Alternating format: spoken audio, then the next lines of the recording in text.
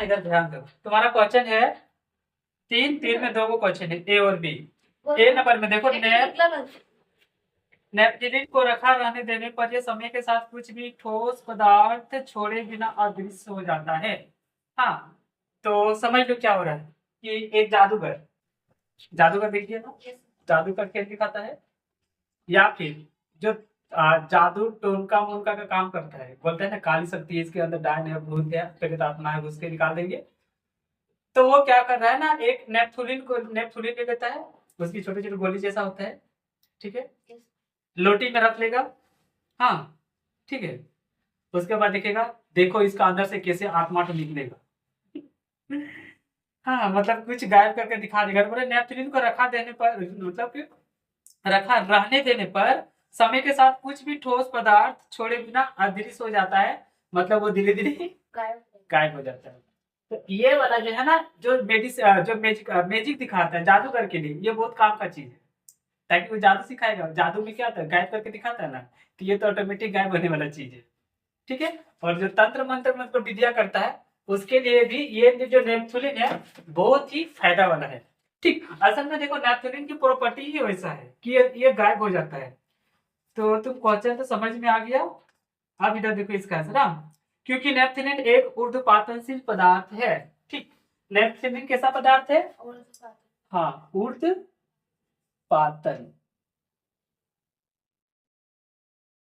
पातनशील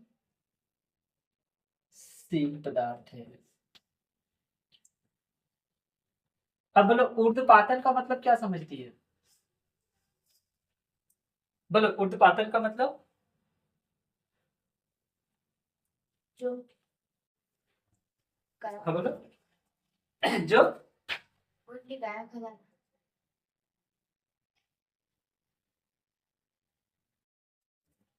उड़ के गायब हो जाना।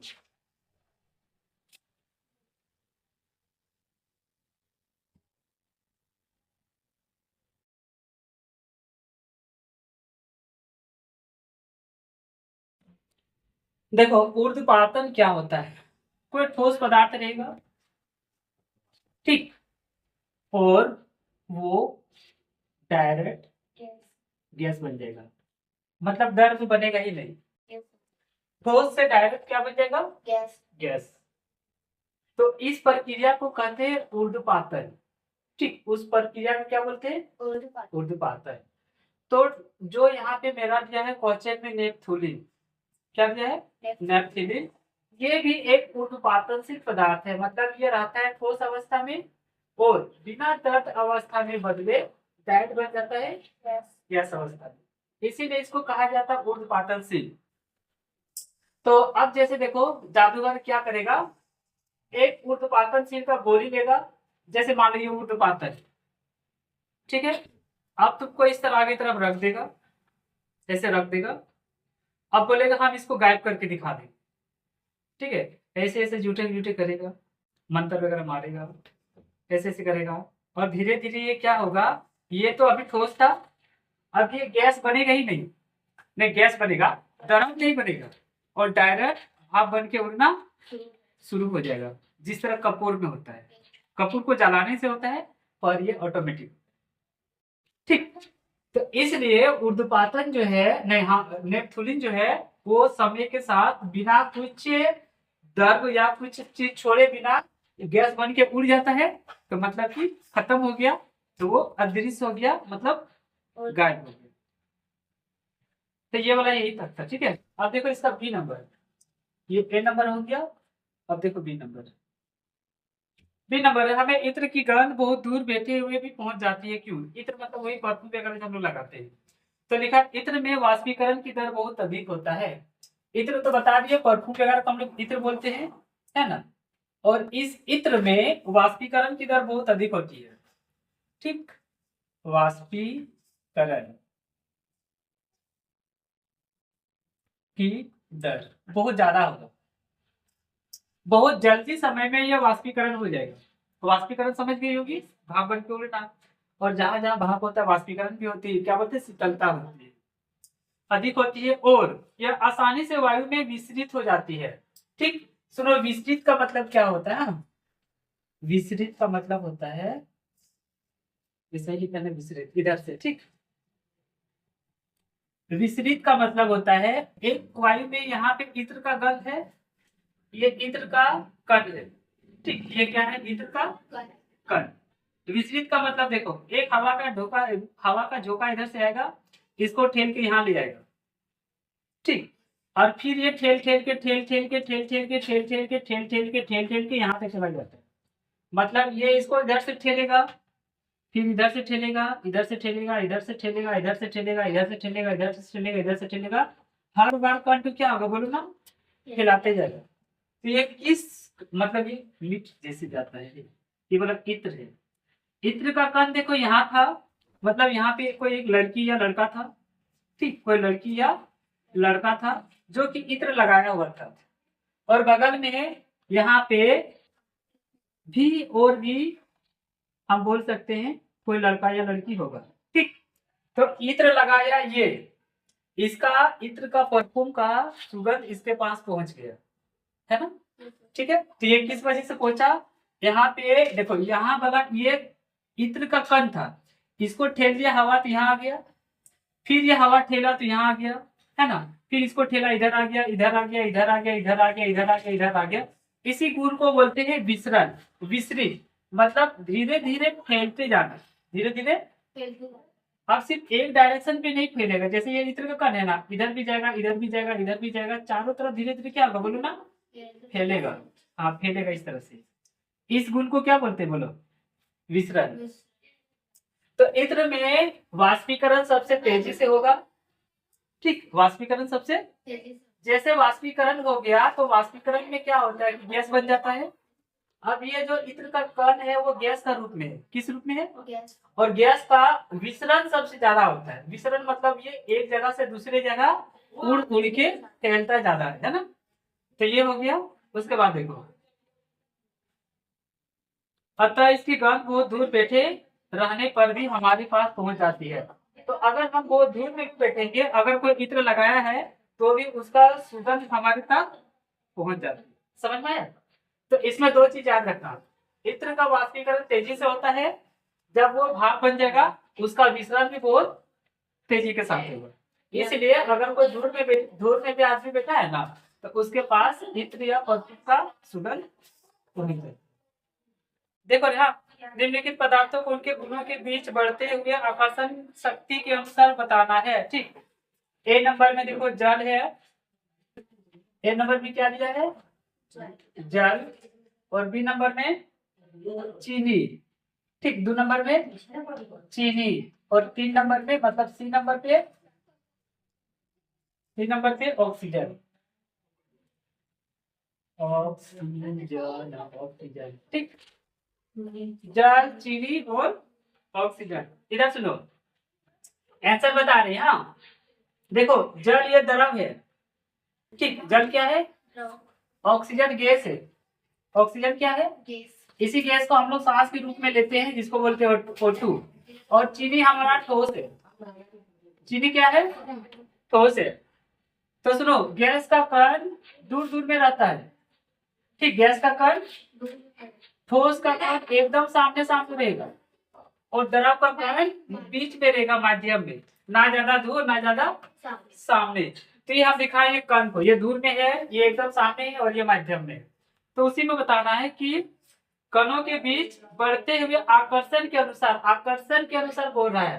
तो देखो, इसमें ज्यादा आकर्षण शक्ति है, मतलब इसमें दोनों के बीच आकर्षण बल ज्यादा है कि इसमें ठोस में ज्यादा है, इसीलिए सामने सामने है। तो कम किसमें है? गैस वाला में। तो गैस वाला क्या है बोलो? ऑक्सीजन। तो सबसे पहले लिखेगी ऑक्सीजन। क्या लिखेगी?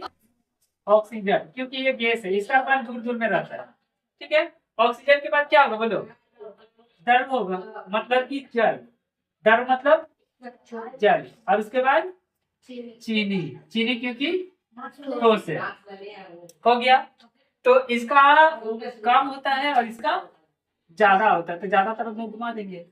हो गया आंसर, बढ़ते क्रम में लिख दिए। इसका कम, इसका ऑक्सीजन से थोड़ा सा ज्यादा होता है जल का, और जल से भी ज्यादा होता है चीनी का।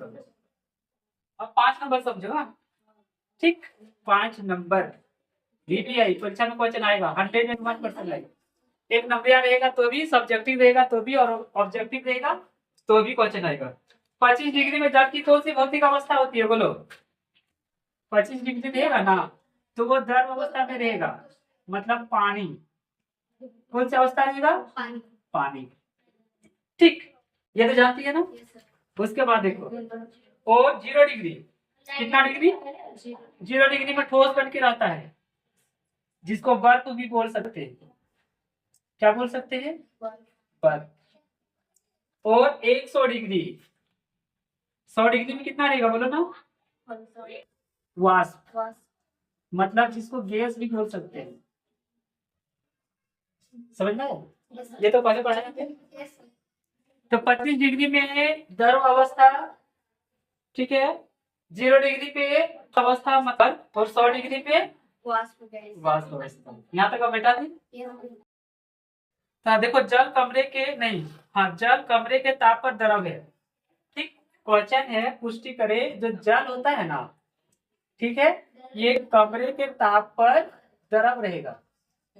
ठीक, देखो, अगर तुमको क्वेश्चन पूछेगा कमरे के ताप, हाँ, कौन सा ताप? कमरे का मतलब समझ लो कि हम लोग का ये देखो रूम जैसा है, अभी का जो टेम्परेचर है, जितना तापमान है, उसी का बात कर रहा है।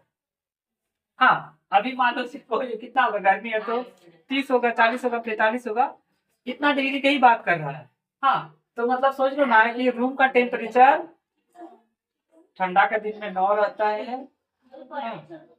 ठंडा का दिन है, सोचो ना 10 से लेकर रात को ठंडा का मौसम रहता है ना, 10 से लेकर 50 में तो मर ही जाएगा। ठीक है, 42 होते तक बाकी छूट जाता है। 40 नॉर्मल रख सकते हैं, 42 तक जाता है गर्मी का दिन में, बहुत भयंकर गर्मी लगता है उस समय। हाँ, फिलहाल अभी तुमको लग रहा है कि 36 या 35 ऐसा ही कुछ होगा। तो सुनो, 10 से लेकर 40 के बीच में जल किस अवस्था में रहता है? द्रव अवस्था में। इसी को हम बोल सकते हैं कमरे का तापमान। क्या बोलेंगे? कमरे का तापमान। तो कमरे के तापमान में जो जल होता है वो द्रव अवस्था में रहता है। ठीक है, तो कारण बताना है तुमको कि क्यों रहता है। अरे थोड़ा ज्यादा हाल नहीं कर रही है। ठीक, तो इसी तरह हाँ, द्रव अवस्था में रहता है। तो तुम्हारा क्वेश्चन है क्यों रहता है। ठीक, तो देखो ऐसा लिख रहा है, जल कमरे के ताप पर द्रव है। हाँ, ये तो तुमको भी पता है कि जो जल है कमरे के ताप में द्रव, मतलब घर में हम लोग पानी भरते हैं, द्रव अवस्था है। पानी से नहाते हैं, द्रव अवस्था है। पानी से खाना बनाते हैं, द्रव अवस्था है। इस जल को हम लोग घर में रखते हैं, तो घर के मतलब रूम, तो रूम को क्या बोलते हैं? कमरा। तो कमरे का तापमान में, है ना। तो ऐसा क्यों होता है? देखो, इसमें बहने का गुण होता है। अब जल का बहने का गुण होता है कि नहीं, मतलब पानी इस तरह क्या होता है? बहता है ना। नदी में देखना बहेगा, पानी को ढाल तो जमीन पे बहना शुरू। तो जल बहने का गुण होता है, यह जिस बर्तन में डाला जाए उसी का आकार ग्रहण कर लेता है। तो इसको जिस बर्तन में रखेंगे ना, उसी का आकार ले लेगा। गिलास में रखेंगे तो गिलास का आकार, डेगची में रखेंगे तो डेगची का आकार, बोतल में भर देंगे तो बोतल का आकार। आगे कुछ लिखा नहीं है। ठीक, इसी में जल जो है द्रव अवस्था, मतलब कमरे के तापमान द्रव अवस्था में रहता है। ये वाला उतना सटीक आंसर नहीं है, ठीक है, लेकिन है इसलिए बता दे रहे हैं।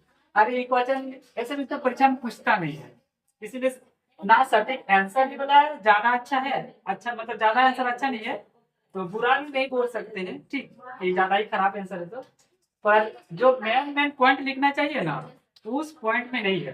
खाली लिखा है कि जिस बर्तन में रखते हैं उसी का आकार ले लेता है, ये सब लिखा है।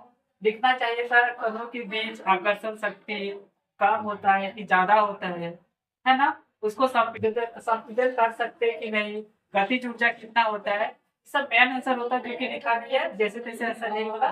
तो क्या तुम ये वाला समझ जाओ, और नहीं भी समझे कि मतलब परीक्षा में से आता नहीं है।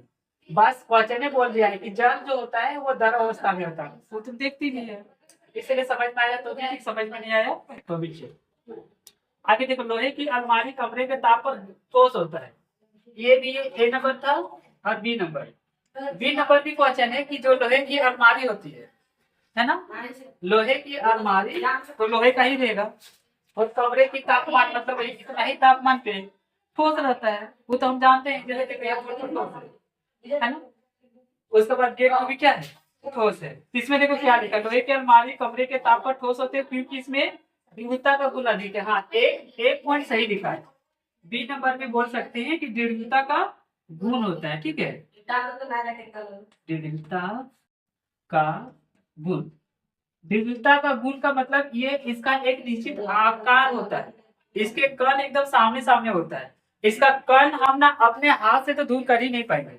जिस तरह जल का कण को फेर देते हैं ना, तब ना पानी का बूंद हाथ में उठ भी जाता है, इसको नहीं फेर सकते, है ना। भले तोड़ सकते हैं बल लगा के। इसमें दृढ़ता का गुण होता है, ये ठीक आंसर लिखा है।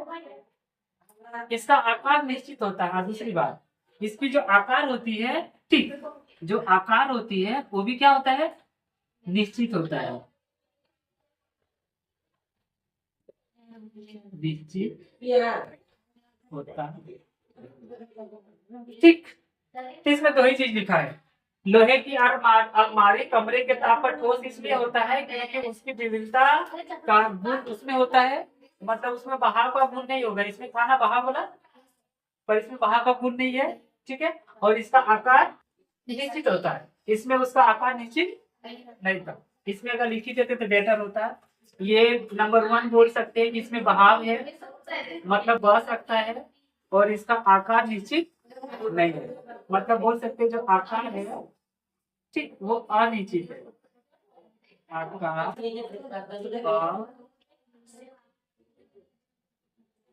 निश्चित है।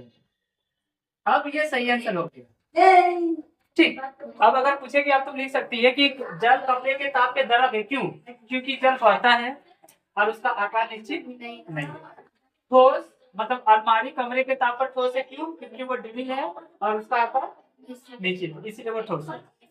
चलो यहाँ तक तो हो गया। आगे